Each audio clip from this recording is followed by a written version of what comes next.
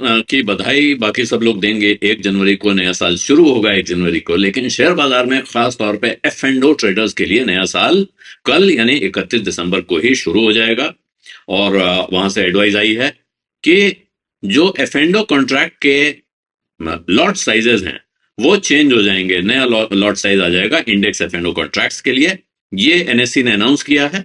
जनवरी series जैसे ही शुरू होती है उसमें नए लॉट साइज शुरू होंगे और दिसंबर की आखिरी एक्सपायरी के बाद वो इफेक्टिव हो जाते हैं।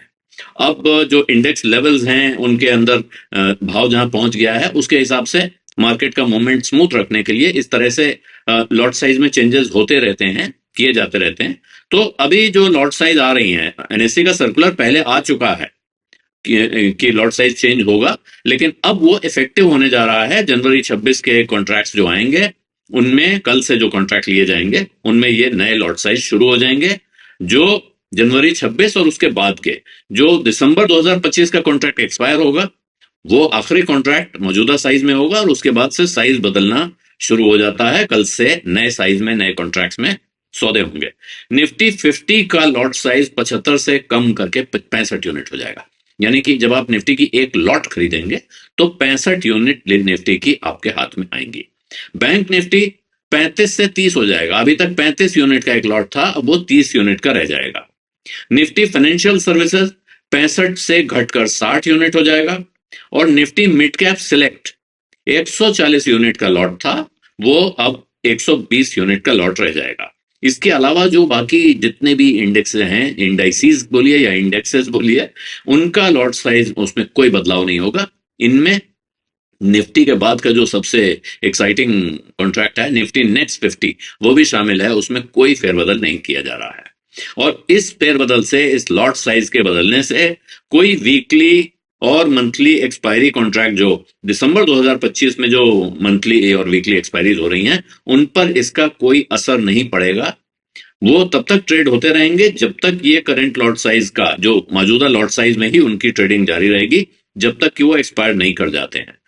ये जो नया लॉट साइज है ये सिर्फ जनवरी 2026 की मंथली और वीकली एक्सपायरीज और उसके बाद के जितने कॉन्ट्रैक्ट्स आएंगे उन पर लागू होगा, उन पे इफेक्टिव होगा। जिसमें जो लॉन्गर डेटेड कॉन्ट्रैक्ट्स हैं, जिसमें क्वार्टरली और हाफ ईयरली कॉन्ट्रैक्ट्स हैं, जो 3 महीने और 6 महीने बाद तक की पोजीशन लेते हैं, उसमें भी ये नया वाला लॉट साइज ही लागू होगा। जो वीकली डेरिवेटिव्स हैं, वीकली कॉन्ट्रैक्ट्स होते हैं, वहां जो फाइनल कॉन्ट्रैक्ट होगा वो अभी जो मौजूदा लॉट साइज है वो 23 दिसंबर वाले कॉन्ट्रैक्ट पे खत्म हो जाएगा। और जो नया लॉट साइज है वो जो 6 जनवरी की वीकली एक्सपायरी होनी है वहां से लागू हो रहा है। जो भी कॉन्ट्रैक्ट 6 जनवरी को एक्सपायर होने वाले हैं उनको अब नए लॉट साइज में लेना पड़ेगा।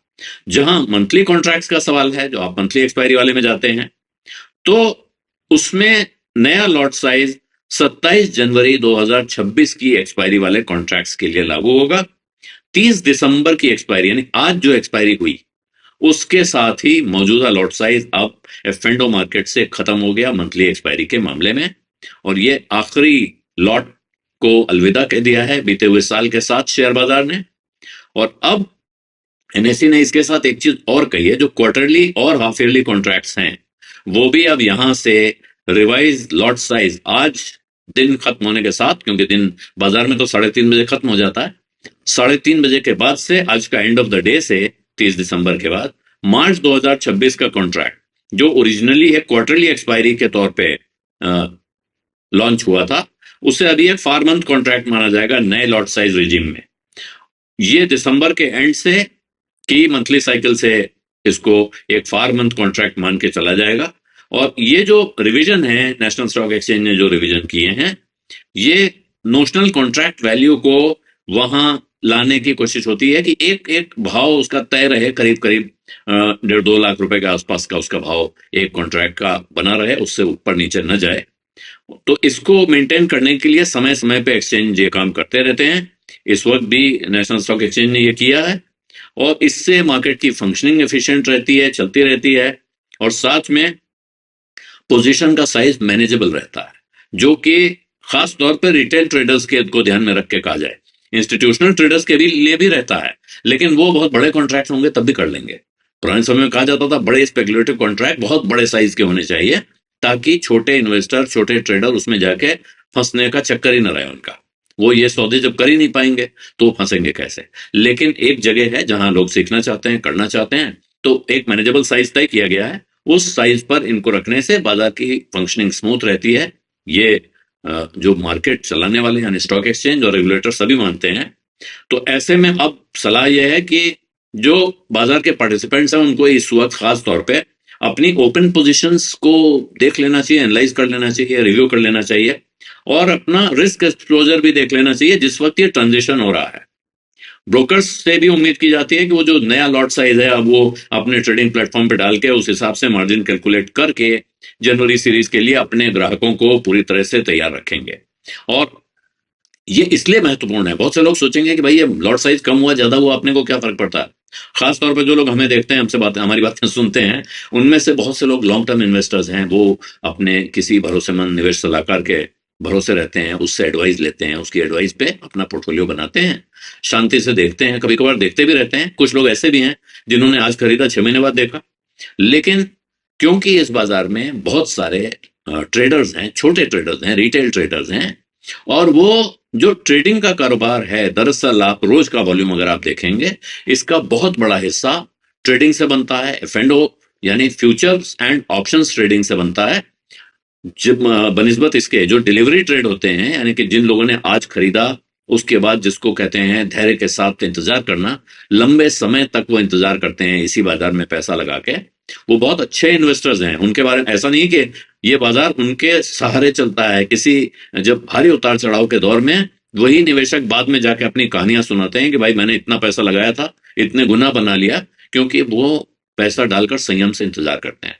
लेकिन बाजार में जिसको कहते हैं एक्साइटमेंट, एक्शन, रोज की उठापटक, वो होती है ट्रेडर्स के भरोसे जो फ्यूचर्स एंड ऑप्शंस में बड़ी पोजीशन लेते हैं, जिसकी वजह से फ्यूचर्स एंड ऑप्शंस का जो वॉल्यूम है वो डिलीवरी वॉल्यूम या स्पॉट के वॉल्यूम के मुकाबले बहुत ज्यादा होता है। तो इसीलिए ये जरूरी है कि इस तरह के जो चेंजेस हैं उनको जरा बारीकी से देखा भी जाए, उन पर नजर भी रखी जाए। और इसीलिए बाजार को चलाने वाले एक्सचेंजेस और रेगुलेटर्स भी इस पे इतनी पैनी नजर रखते हैं, इसको बार बार बदलते रहते हैं, रीसाइजिंग होती है कॉन्ट्रैक्ट्स की, ताकि बाजार स्मूथली फंक्शन करता रहे।